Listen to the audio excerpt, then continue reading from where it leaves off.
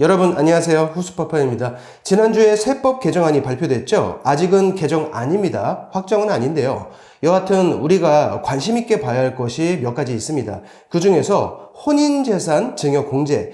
자녀가 혼인을 할 때 우리 부모님들이 대부분 혼인 자금이라던가 주택 구입 자금 또는 전세 자금 같은 그런 것들을 일부 지원해 주죠. 여기에 대해서 일정 부분까지는 증여세가 없도록 해주는 제도가 이번에 새로 만들어졌는데요. 오늘은 2023년 세법 개정안 중에서 이 부분을 자세히 알아보고요. 마지막에 주의사항도 살펴보겠습니다. 가족에게 재산을 증여할 때 얼마까지 세금을 안 내도 되는지, 이건 10년을 기준으로 일정 금액이 정해져 있었죠. 부부 사이에서는 10년 동안 총 6억 원까지, 직계 존비속 사이에서 증여를 할 때는 10년간 5천만 원까지, 단 미성년 자녀이다 그러면 10년간 총 2천만 원까지. 여태까지는 이게 증여세의 공제 한도였습니다. 일률적으로 정해져 있었는데 여기에 하나가 추가된 거예요.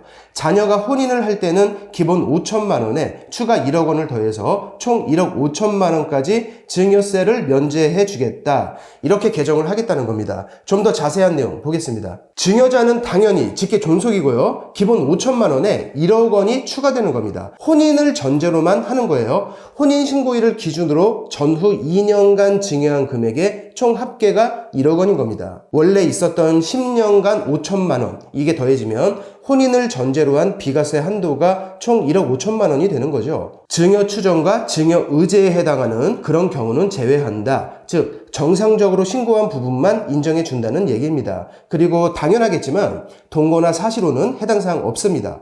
혼인신고일이라고 정확하게 명시되어 있어요. 그런데 이런 경우가 가끔 발생하죠. 혼인을 약속했다가 파혼되는 경우, 안타까운 경우인데요. 이런 경우에는 사유가 발생한 달의 말일부터 3개월 이내에 다시 반환해야 합니다. 이건 딱 봐도 남용을 막기 위해서 만들어 놓은 장치라고 봐야겠죠.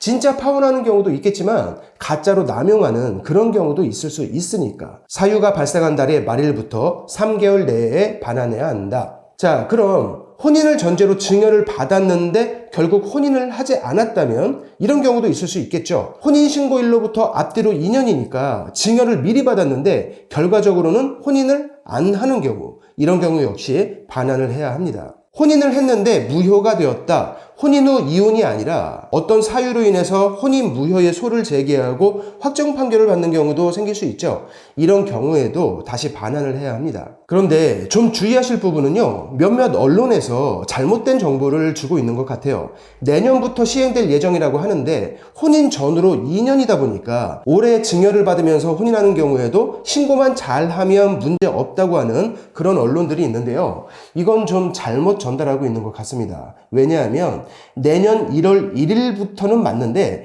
1월 1일 이후 증여받는 분부터 적용한다. 보도자료에 1월 1일 이후 증여라고 분명히 명시되어 있어요. 즉 올해 증여분은 해당 사항이 없다는 거죠. 이 부분 좀 유의하셔야 할 것 같고요. 또 하나, 이건 현재 확정 사항이 아닙니다. 이렇게 세법을 개정하겠다고 개정안을 미리 발표한 것이지 확정이 아니에요. 이 부분 주의하셔야 하겠습니다. 자, 그런데요, 이게 현재 야당의 거센 반대에 부딪혔어요. 부자 감세이다. 그리고 부의 대물림이다. 이런 논지로 반대를 하는 건데요. 야당은 혼인 시의 증여세 면제를 축소하고 여기에 출산을 추가해서 보완을 해야 한다고 주장하고 있죠.